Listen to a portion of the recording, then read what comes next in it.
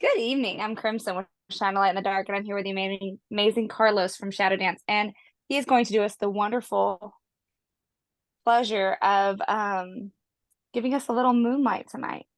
So go ahead and tell us a little bit about y'all and a little bit about Ageless and a little bit about what y'all are kind of working on right now. Okay, it's a whole long convoluted story with the album and the band and the people involved. So I'll just try to keep it very concise. This was something that was originally done about 24 years ago, and because of various things that happened to people in life, certain people that were intended to be part of the album were unable to be, and the album was just never quite the version that it was meant to be because of that. I think the ideas were all there, the intent was there, but uh, when songs are written, for instance, with a particular singer's voice in mind, um, if you replace that at the last minute, you could have somebody that's incredibly talented, but it's never going to sound like it was uh, made for, you know what I mean, to for that person. It's never going to sound like it's actually the version that it ever wanted to be and stuff. It's going to be like an imitation of itself. So through some good luck and quite a bit of time, all the key players came back together, and we were able to rectify a lot of the problems with the original version of the album. And over the years, I've managed to get build up a little bit of a home studio for myself, which enabled me, and also like learning the ins and outs of recording a lot better than I did at the time, enabled me to take the original files and go back in and actually try to fix those problems in a way that I thought really kind of helped. I'm really not like I'm not really great at speaking all the time, so just trying to articulate my thoughts a little bit. It enabled me to go back in and make the songs the versions that they wanted to be back then, and with the right people involved this time. So um, it's still not a perfect album, but I'm completely satisfied with it. So there you go. That's when I got off the top of my head. No, you're doing that's awesome. And it sounds like so this has been like you said 20-year work in progress. That's kind of Yeah, that must have felt amazing though to finally get that out and released and kind of finished of that vision that y'all been holding on to for all this time. How did that feel this to version finally of it. release it? Yeah, this version of it for sure. I mean, it was independently released back then, and like I said, the for instance, like the singer that we had for the album was a last minute session vocalist. He come in like a couple weeks before we were supposed to go into the studio, because the guy that I had originally envisioned for this, and that I had written a lot of the music, not all of the music, but a large portion of it was written with this one particular guy's voice, George, in mind. And then because of just life, he wasn't able to do it, and I know it really bothered him for a very long time. So when the opportunity afforded itself to um, have him redo those lead vocals properly, uh, I know it was something that meant a lot to him, because he had always, I think that always kind of like sat with him the wrong way, that he had to bail on us at the last minute like that. To which I never held anything against him. He's my friend and stuff, but um, I'm not going to lie, the album sounds a lot better now with him.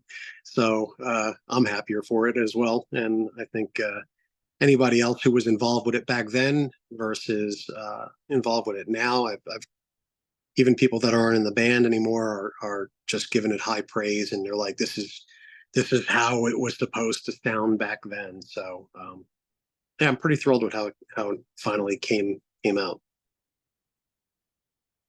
No, that's awesome. And I'm excited that y'all have that. And I guess one of my first questions for you is I believe that music is kind of like an entity of its own, right? It never wants to misunderstand us. It never means to to misjudge us. It wants us to feel seen, safe, and heard, even if just for a moment. And the Sure. artist does a beautiful job at taking us into their world while we're listening to the music, into that safe place with them. What is the world that y'all are hoping to create for your listener to be able to join y'all in? Um, I think so. Like using uh, this particular album as an example, um, it was originally kind of envisioned as like a concept album of sorts. Not a concept so much as like a distinct storyline from beginning to end, um, but more like an underlying thread of a story with some parts kind of veering off thematically as opposed to narratively. But there is an underlying concept of it's kind of like the whole idea of the album, and even as far as the name, the band is kind of illustrating and expressing like duality of life and human nature, light and dark in us all, that kind of thing, which is where you get like, Shadowdance from. Like you can't have light without dark and vice versa. And every person is capable of, being on any given day, you can be incredibly happy and incredibly sad at the same time. Or you can run a whole range of different emotions from, just pure bliss to pure rage, depending on what happens throughout the course of that particular day. And how we respond to that uh, kind of speaks to, what's inside of all of us, the ability to, react positively or negatively. And sometimes you don't always have the control over how you react. And sometimes you think that you know how you would react to something, but you don't always react that way. And this album explores that. Um, and it kind of does it in a way that's, this sounds a little pretentious, but it's metaphorically done over the course of a single day in a person's life, but that can also be extrapolated to an entire lifetime. So everything that can happen in the course of a day in this particular story could also be telling someone's entire lifetime and everything that has happened to them during that lifetime. So that's, I mean, I ramble sometimes, even though I don't like to talk too much. But the idea is that when someone listens to anything we write, and the second album went off into a different thematic set of elements, but the idea is that if you're listening to a Shadowdance song, um, you're not getting like a good time party album. And there's nothing wrong with that. I love those kind of albums just as much as anything.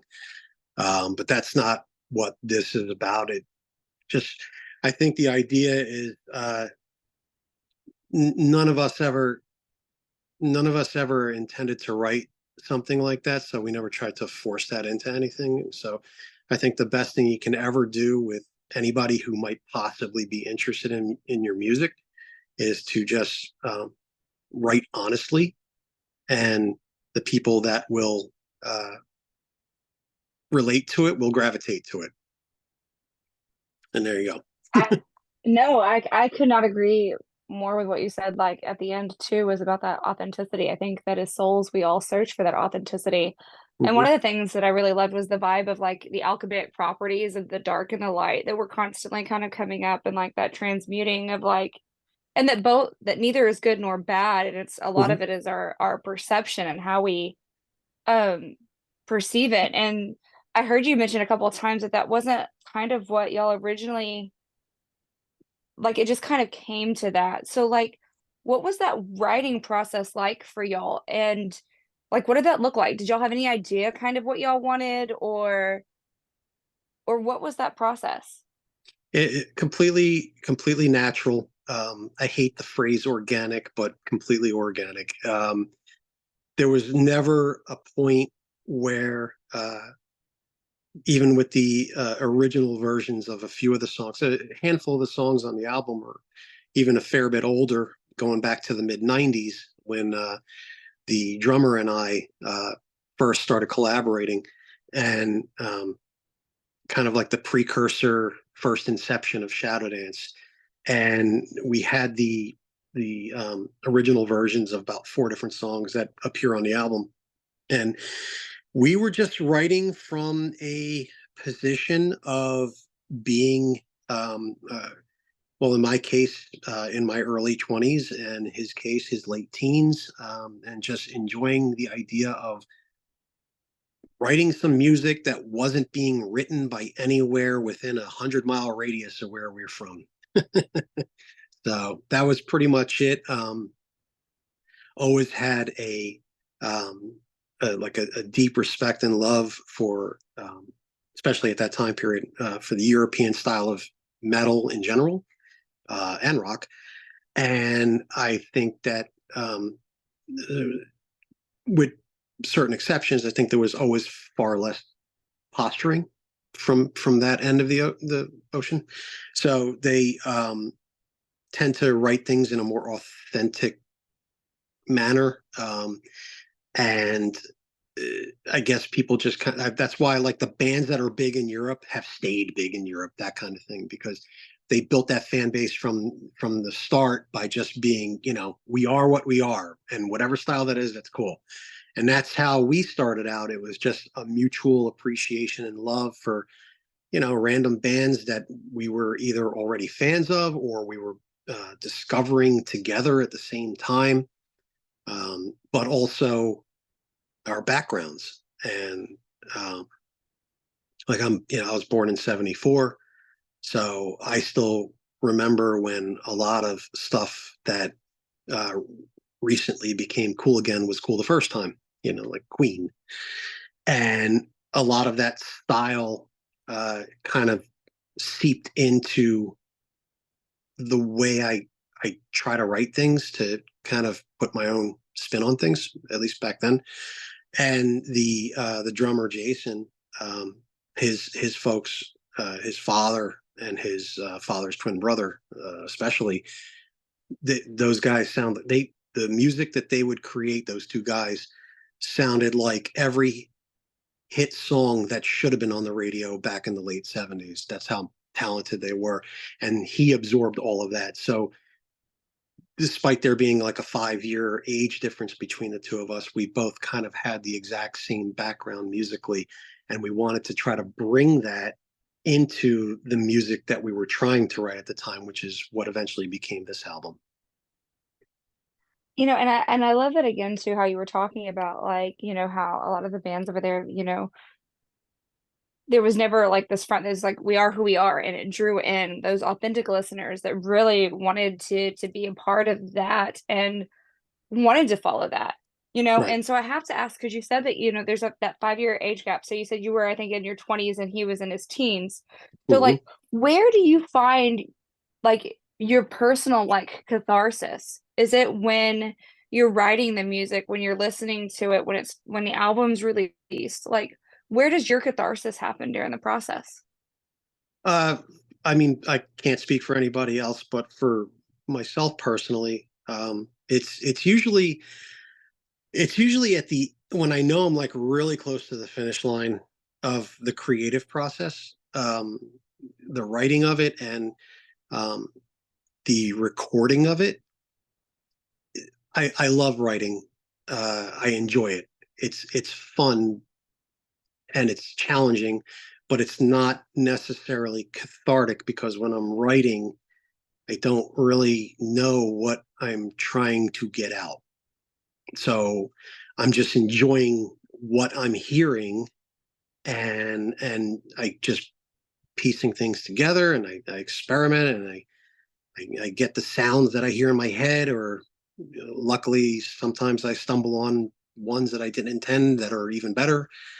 And all of that whole process is fun, and it's challenging, and it's annoying, and it's frustrating, and it's everything it's supposed to be. But the actual moment where I go, is when I can hear like the, if not the final mixed version of something, then when it's close to it. Um, yeah, like I remember when I was getting close to, especially for the final song on this song or on this album, Forever, which is a very important song for me. Um, I remember when I got to the close to the end of the mixing of that, and a lot of things that were eluding me were finally starting to fall into place in the song. And I kind of actually sat back, and here's a song I wrote 25 years ago and had to go through all this annoying shit to re-record, and what a frustrating process that was. But here I am at the end of all of this, having listened to this song countless times as I'm recording it and re-recording parts and overdubbing and then editing and then mixing and then changing things last minute.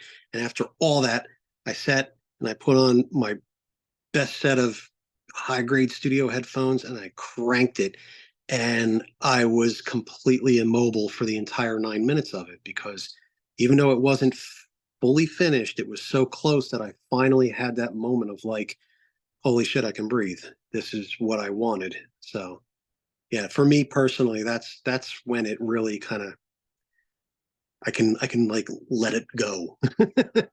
So yeah. No, and that's beautiful. I love how you were talking about like too that you were like, I love the writing process. It's the good, the bad, and the ugly of it, right? Like it's beautiful to write, but then sometimes it's annoying. And I think that's the same like with everything that we're really passionate about, right?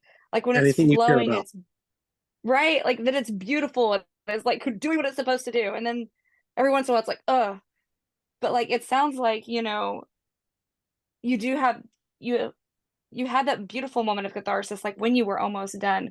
There's this old saying that talks about how the job of a musician or an artist is like that of a lover, to awaken ourselves to the parts of ourselves that we never knew existed and to show us a world that we never knew. And the whole time I was listening to you talk, it kind of reminded me a little bit of like you were like there were things that were eluding me and like parts of myself that I was learning even musically and other ways. And I think that that's really cool. Like, so like during that process, what do you think was the most challenging for you? And we were talking a little bit about that vulnerability at the beginning too. And so my next question would be, when it gets hard to be vulnerable, what really helps you overcome that challenge and stay authentic to that part of you? Um, uh, that's yeah, it's pretty interesting. I what helps me get over that vulnerability? Probably a large dose of self-deprecating humor.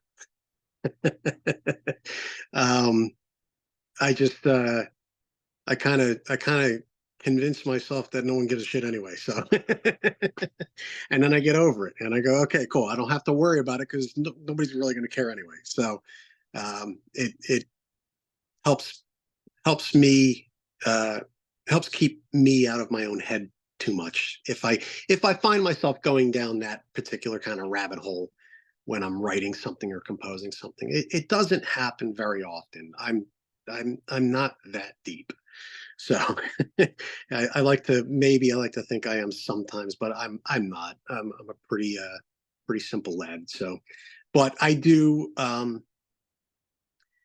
mean, like I said, before, uh, I try to always write honestly. So there's some pretty big emotions and concepts throughout this album. So to say that I just did that flippantly throughout the whole process would be a lie also. So yeah, I don't know. I try not to get too far into my own head, and if something's bothering me that much, if I really find myself um, stuck in any way, whether it's writer's block or because I'm nervous that what I'm putting out there might make somebody laugh or something, uh, I just step away from it for a while until until there's enough distance where when I come back to it, I'm not kind of in the same headspace anymore, and I can just kind of approach it a little bit, fresh.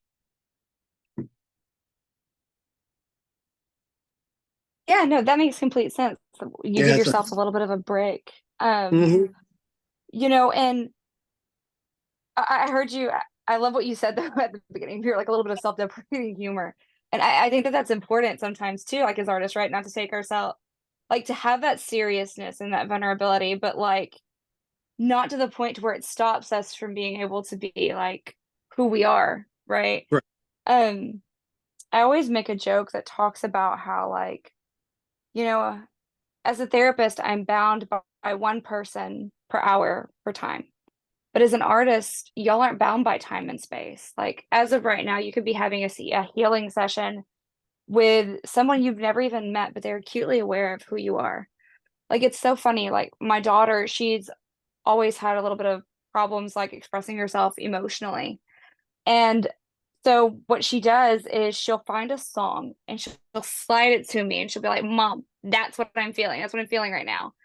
And because the artist laid all that shit on the track, she's like, she doesn't have to.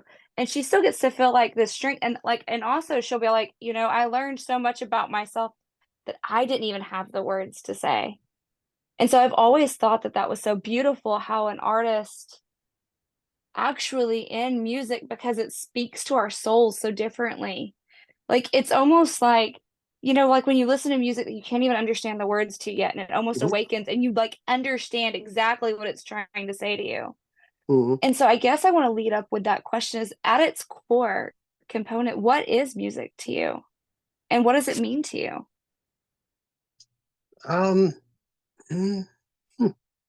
It's just it's something that has always been there, and um, good times, bad times, all that kind of stuff.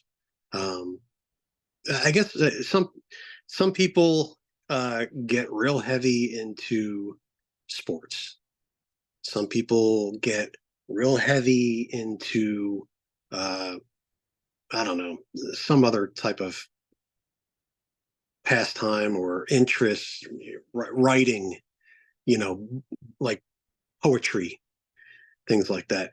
Um, so I guess it's just something that it's just kind of always been there. And whenever I think of anything cool, that's a cool thing about music, right? Like you you think about like you hear a song or something can immediately take you back, doesn't matter how many years, to like the first time you heard that, or to something really cool that was going on when that song was playing. And so that's the whole thing with music for me is it's I don't know, it's just it's not I don't want to say it's something I have to do because it's not. Um, but I'll always do it as long as I enjoy doing it. So that's I like I said, I sometimes you hear people kind of answer those questions, and it's really hard to not sound pretentious, and when you give an answer that you really mean. So I guess being completely honest, it's not anything I have to do. I just still enjoy it.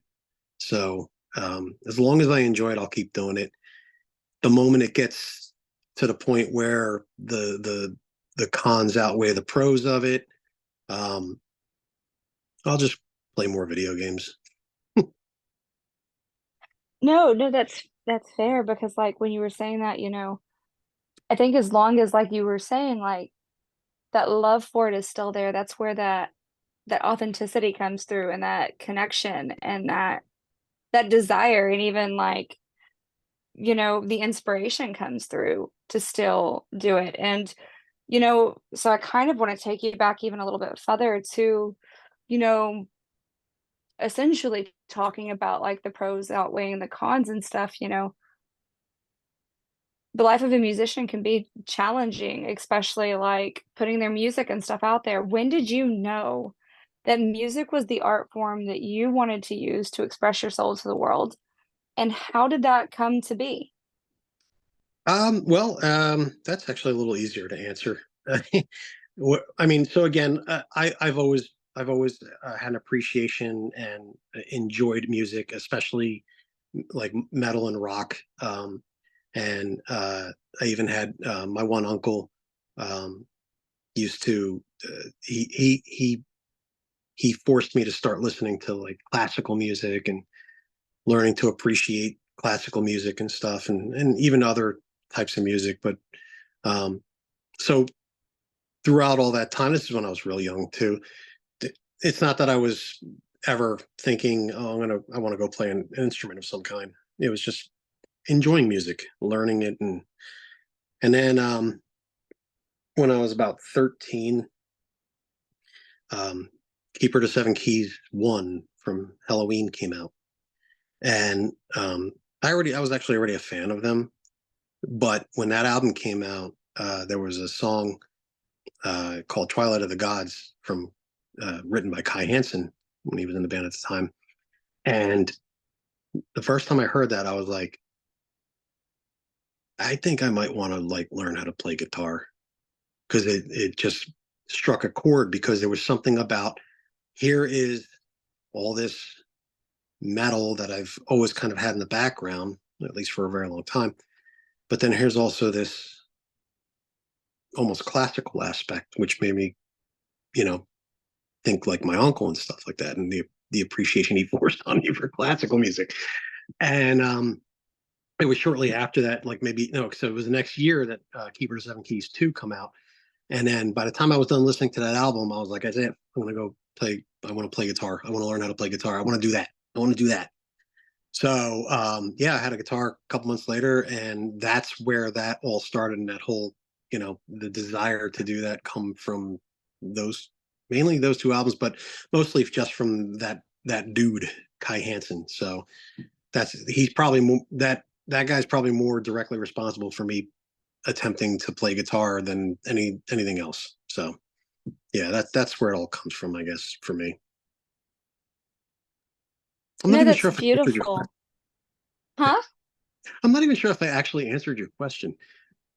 No, no, I think that that's beautiful that when you were talking about like that inspiration and just, you know, even the realization like of how much of an inspiration artists can be in our life, I believe that they awaken the passions within us and just like that love for life and that love for expression that sometimes when we let it die, you know, I personally believe that's when we start kind of like rejecting parts of ourselves that, want to be expressed. And so I guess like one of the cool things to ask you would too be like, if you were to talk to that kid, that originally was like, oh, I want to do this and didn't quite know if he was going to do it yet. Like, how would he feel now, like talking to you after like all of this? And like, what would that moment be like? Oh, he with some of the shit I've done in my life since then, he'd probably high five me, to be honest. but I would also make sure to say be smart about it, and you know don't don't throw your money around at stuff you don't need to musically. I'm in a pretty um, fortunate position. I mean, not that I'm operating on some large scale or anything, but um, anything I do music related is paid for by the other things I do music related. So I never have to dip into my own personal bank account to make something happen or whatever. So it's self-sustaining, and um, I had tried to make that the goal years ago, because uh, I'm I'm I'm too old to sit there and say, oh, okay, let me go on this 6 month tour right now.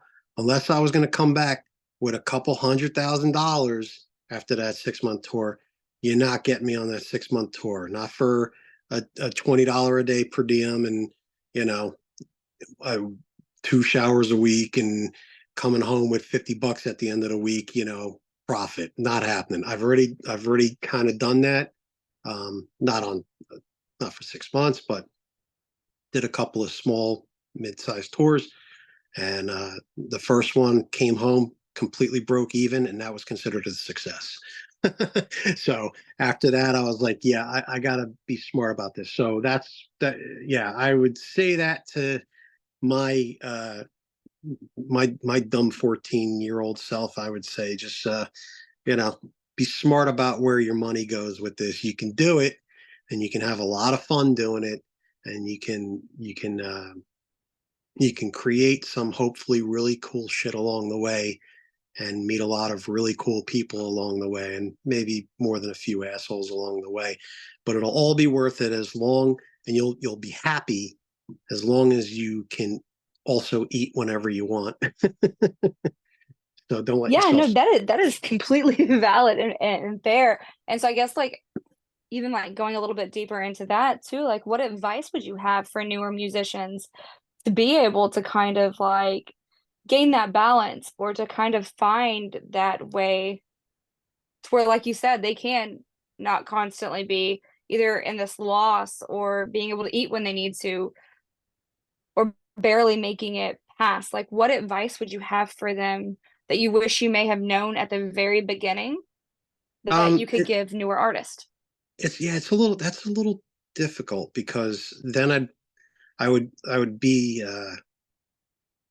I'd be a little disingenuous with what advice I would like to say I would give versus what I actually would, because I did the whole, starving in a van thing. I did that whole thing.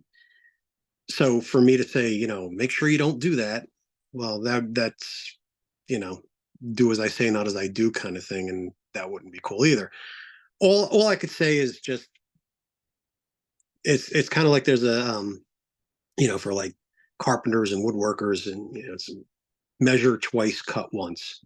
So I would say just any opportunities, anything you're thinking about doing, really think it over. And then when you've given it a good think it over again. Make sure before you just jump into something. And when it comes to stuff like um, the business end of things, learn it a little bit. You don't have to know the ins and outs of it to the point where you're an entertainment lawyer. You can always hire an entertainment lawyer. If you find yourself in a position where you might need one, get one. They're not that expensive, and in the long run, what it may save you far outweighs what you may lose. So, but learn the business, at least parts of it. Learn what publishing is. Learn what licensing is. Um, don't let a label try to get over. I had a label try to get over on me once, and I don't know. Maybe I would have been better off if I'd gone with it, but I didn't. So, and I'm okay with that. So I don't like sit there going like shit, But just stuff like that. That really think things through, and ask a lot of questions. Ask a lot of questions. The only stupid question you could possibly ask is the only stupid question is the one you don't ask. So ask questions. If somebody offers you a contract or something, ask questions. Say, can I negotiate this? Can we talk about this? Say, I don't understand this. Can you explain this in non, legal speak or something? Talk to me like I'm an idiot, so that I fully understand what this thing says before I even agree to anything before signing. Or that's what I would say, I guess. And, I was lucky that a couple times where some potential things were presented to me. I had a couple of friends that had already been through the ringer or were involved on the opposite end of the spectrum in terms of, like, being a producer or something. And I almost signed a bad contract once, and I sent it to a friend, and he looked it over, and he called me up at 5 o'clock in the morning. Don't sign that thing until I talk to you. So, that's why I say, like, just, I would say, ask questions, ask all the questions. And if somebody starts getting annoyed at your first questions, it's because they don't have your best intentions at heart. So, I really loved even that last put that last little spot that you put in there about if people are getting annoyed with you asking questions is generally because they don't want you digging into it because there's something trying to be hidden that they Yep. don't, normally when people are being completely open and honest and upfront with you, they don't mind the questions. They almost kind of would be like, I would much rather you know what you're getting into instead of Yep. like, let me see what I can put behind the veil that you don't know you're fixing to get into. Hmm. Um, you know, and I kind of wanted to take us back a little bit to kind of what we were talking about at the beginning, where you had mentioned that it was almost supposed to be like this concept of like a day in a life or even the lifespan.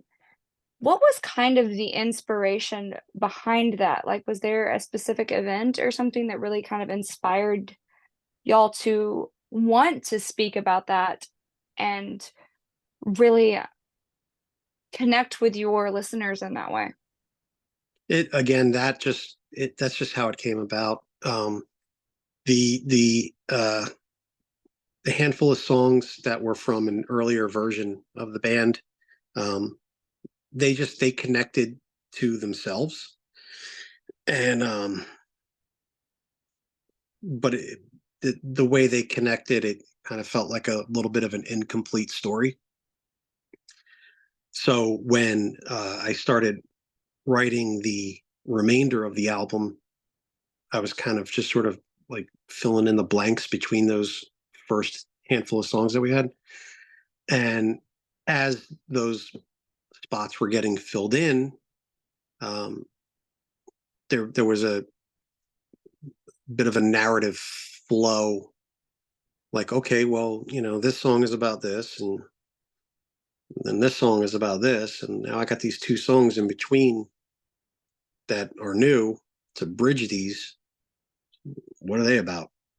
Well, what if dude in the lyrics of this one had this happen to him? What would his response be? And then how would you dig out of that in order to get to this other song that was kind of already there? So it was more about not just filling in the gaps, but also rewriting even the original songs to bridge better with the new material that had been written in between.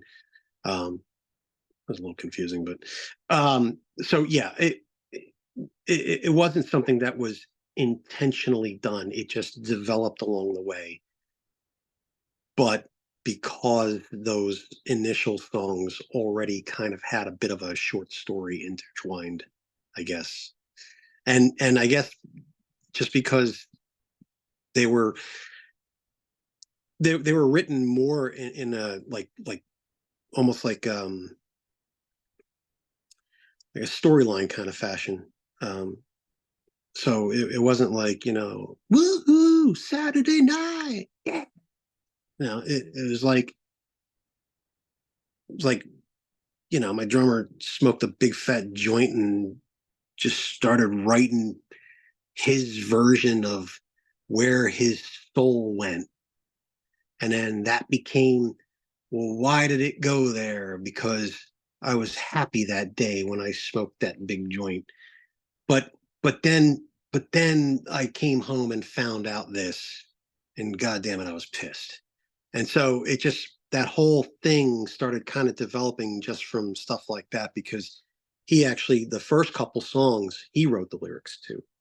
Um, I'm I wasn't at all comfortable with writing lyrics back then, so which is why the majority of the album was actually lyrically written by a dear friend of mine, Mark, who's a brilliant lyricist. He's the kind of guy you could just hum one note and he'll have a whole notepad of brilliant lyrics written out in an hour.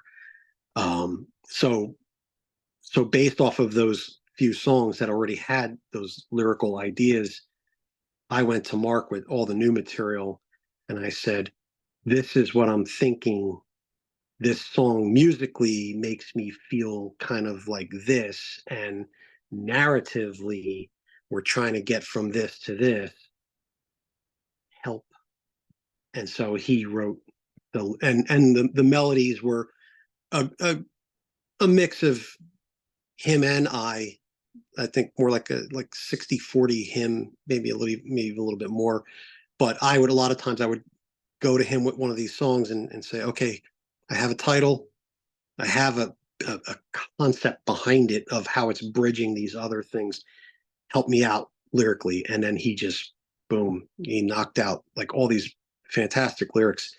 And then as those came into being, it helped me to then also, like I was like, oh, okay. Now I think I really know what I want to do with this song, and I would start to reshape things based off of lyrics, and melody lines and stuff. And so that's kind of, yeah, that's how that all came about. But it wasn't anything where we sat down in a room and said, hey, let's write an album about the duality of man and, and emotions and deep feelings and shit. So, you know. Yeah, no. But so you've mentioned in there, like when you were talking, you were like at that time I wasn't very comfortable like writing lyrics. And so I guess like one of my questions is what helped you with that comfortability to really do that? And my second part of that question is I know that each song is a baby, like Gail's is babies, but like if you had to pick the one that you felt the most connected to, which one would you pick? So the first one, which one would I pick from this particular album? I would probably pick the song Forever. Um, I think that's probably the composition. I've written a handful of other songs since then for different bands, uh, that I'm incredibly proud of. Uh, but even at like even at the best moment of hearing like an awesome finalized mix and master of one of these other songs that I was incredibly proud of writing, it was always in the back of my mind. Forever is cooler though. I always just felt something about that song really kind of, it's like if you want to know me, that's the song. And maybe not so much lyrically entirely, but musically. It's got my whole personality in it. That's me musically, 100%. So I would definitely say that one because that one's always been in the back of my mind. Like, oh, you really like that song? Yeah, you should hear this other song that hopefully someday I'll get to release properly that I wrote all these years ago that I still think kicks that one's ass, or something. So yeah, that song. And the what was the first part of the question? What really helped you become more comfortable with writing lyrics? Yeah, time, I guess, like learning to get over yourself. I mean, there, aside from maybe my friend Mark, 99% of us all suck at lyrics when we first start writing them because, it's like anything else. You suck at everything when you're young, and hopefully along the way you get better at it. Um, but with writing lyrics, uh, you can go down two roads, I think. You can either be incredibly esoteric with your lyrics, or you can be incredibly direct. And if you're gonna be direct, you better tell a story, like a cool story. Don't make your lyrics sound like you're reading from a Wikipedia page. Like some big bands do that, and they have massive songs that everybody loves that I love. But if I'm gonna write a song about Alexander the Great, I'm not gonna have all the dates of the battles and where the troops marched and all that kind of shit. I'm gonna write about, what was it like while he was laying on his deathbed for a few days, like that kind of thing. Like try to find a different angle on it. I have like as an example, I have another band, like a doom metal band, and um, it's all based in like fantasy and Dungeons and Dragons and stuff because I'm a freaking nerd. But the one song, the singer was like, wow, this really makes me think of like almost like some kind of, Nordic stuff like Bathory. like Viking era Bathory, and um, he's like, I could probably write some pretty cool lyrics about Beowulf, and I was like, really? He goes, but if it was like about maybe from the perspective of the dragon in Beowulf, and I'm like, okay, now you got my attention. That's different, like so lyrically, what gets you over that is just, I think if you can get comfortable enough with writing a few things that you like to read, then chances are somebody else will like to read it, because honestly, there's a real low bar for lyrics most of the time. I mean, most people, yeah, of course, I've always been a fan of, like, grabbing the book and reading the lyrics as I'm listening to a song, but most people don't do that. Even if they say they do, they don't. And you do have some absolutely brilliant Shakespearean level lyricists out there. Martin Walkier from Skyclad, formerly of, and stuff like that. But I ain't writing on that level. So I just got comfortable with writing stuff that was fun for me to read, I guess, is probably the least rambling answer. I should have just said that to start with. No, Yeah. I loved that. And I loved how you were talking about like even like, oh well, like from the dragon's perspective, you know, I'm a huge gamer, so I loved kind of like especially like when you were talking about like the dungeon.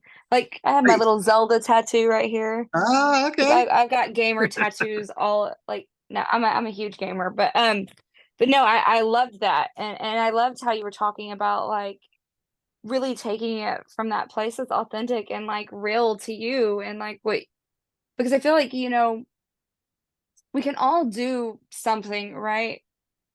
But not all of us can express the same thing. So if we go where our passions are, generally speaking, we're going to call in people that are passionate and love the same creative areas that we do. And then you Hmm. don't have this clash too, right? Of somebody being like, I don't like this and you don't like that. Well, because it was always that authenticity there, right? Yeah. It was always so upfront that's like, this is who we are, this is what we like, and this is what I'm trying like to express. And I guess, kind of one of my last questions, like with that expression, would be like, if I had to ask you like what the main expression of shadow dance is, like what would that main expression that you what would be that statement that y'all would have that you want fans to know or feel or to have? Like what's kind of its embodiment that you would kind of rest your statement on, I guess. Hmm. That's that's a layered one. Um, I I guess the only thing I would want somebody to take away from listening to anything by Shadowdance, whatever era of it or whoever was involved in what recording or whatever, is just that it's always coming from a place of a group of dudes that just love all kinds of metal, and we're trying to find our own different way of putting it together so that everything's been done.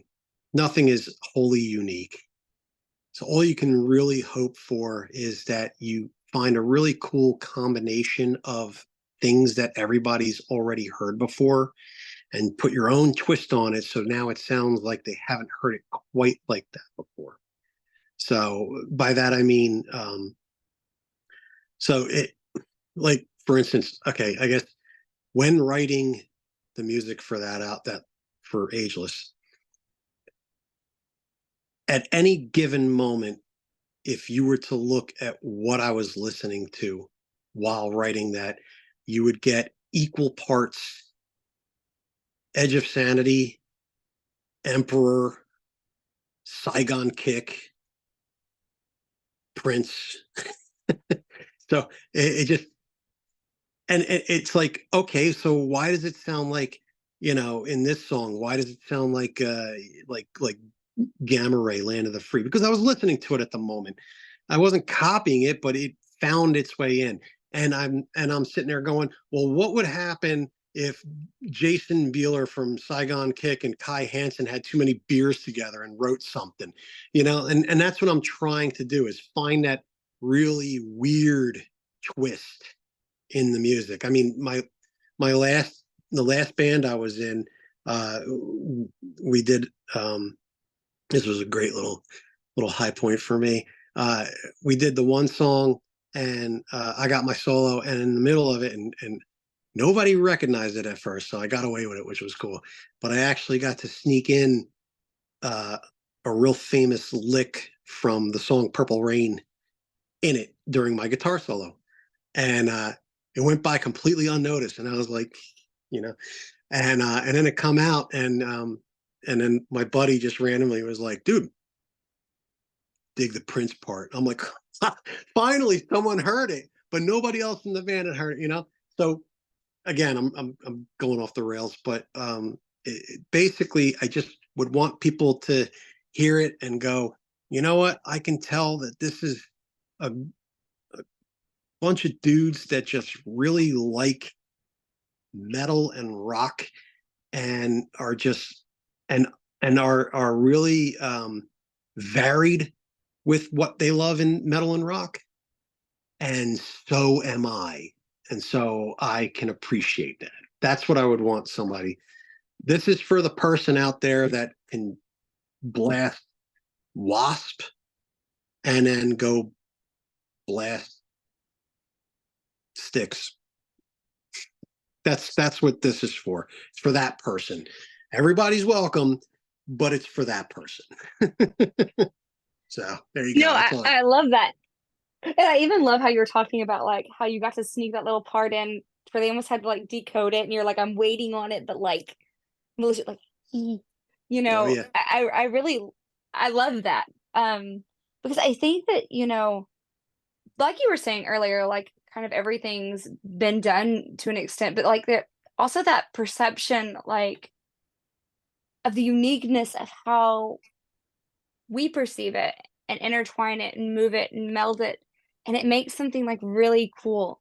And I really love that about when I was listening to y'all's music, you know. And I did want to make sure I honor your time, so I want to make sure, guys, that y'all know, please check them out. All the links will be below in the description. And remember that the best way to show an artist love is to share their music. That's what keeps artists alive. And the share is free, doesn't take anything, but please do so. Make sure you send them lots of love, lots of light, and a follow. And please, what else do you really want fans to know today before I let you go? Um. Well. Okay. So the album's out there. So maybe if you're bored, take a moment, skim through a couple songs. Maybe one of them will grab you, and you'll want to actually listen to it all the way through. Uh, if not, I'm working on more songs. So hopefully soon I'll have more stuff for you to skip through and either like or not like. But yeah, actually, yeah, I've started working on all brand new material, and luckily for me, my writing partner, the lyricist guy from Ageless from all those years ago, is working on them with me again, which is really cool for me. So, um, and just like, without going off too far, but the second album was kind of a microcosm of one aspect of Ageless. So whereas Ageless has stuff that's um, sad, stuff, I think the word that a lot of people use is melancholy, um, which I kind of dig that, but never depressing, because even in the more melancholic parts of it, there's something uplifting at moments, and there's some furious shit on there too. But the second album was kind of a microcosm of that. The singer and I were both going through a really terrible period in our lives, and so we kind of took the anger aspect of Ageless and made a whole album out of that. Um, but that's all, that's all out of the way. Cool, got that out of the system. And so now the newest material that I've been writing is taking on, which is great. Again, completely organic. It's taking on its own personality. You could hear direct ties to Ageless. You could hear direct ties even to the second album. But everything I've been writing so far for what may be a new album is entirely its own thing, and it's a lot more. I guess like I don't know. I just my impressions are like if I use single words like energized. Um, I think forceful, but also kind of a little uplifting. So we'll see where it goes. But yeah, anyway, I don't know. If somebody wants to just check out Ageless, that would be cool. So we'll start there. Oh, okay. So if somebody hasn't heard, for those that are watching that haven't heard of Shadowdance before, what would be the first song you would recommend for them to listen to? First song, probably Climb, or well, I mean, it really depends on what you're hoping to find from the album. So I would say Climb, which is like the first proper song. The first track is more of an overture kind of track, like an introduction to the album sort of thing. But Climb is the first proper song. It's compact, kind of gives you a pretty good taste of a little bit of everything you might find on the rest of the album without going too overboard on it. And yeah, and it's punchy. It's just got a lot of attitude and some great melodies to it. So I think that would be a good starting point for anybody. If you don't like that, you ain't gonna like shit on the rest of the album, most likely. So yeah. I've got to say, I love that pick. Climb was awesome. So was I really loved Hollow and Leave the Pain too. Oh, okay. Um, Two totally but different Climb flavors. was on the top of my list. Yeah, I mean, you go from Hollow, which is just some serious righteous, pissed off power thrash, and then you got Leave the Pain, which was that was the story with the drummer with the big joint. So he went off on a whole spiritual head trip when he started writing the words for that one. Yeah, that song is actually that was written back in like '95, actually. So yeah, that was one of the original batch. Leave the Pain. Yeah, it's good stuff. No, awesome.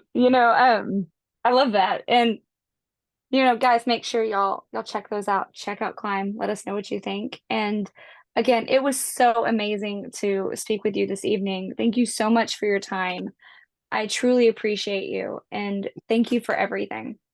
I sincerely appreciate this very, very much. Thank you so much. This was like I'm not really great with this kind of stuff, but I had a good time and you made it easy. So thank you. No, thank you. I appreciate you. Thank you so much.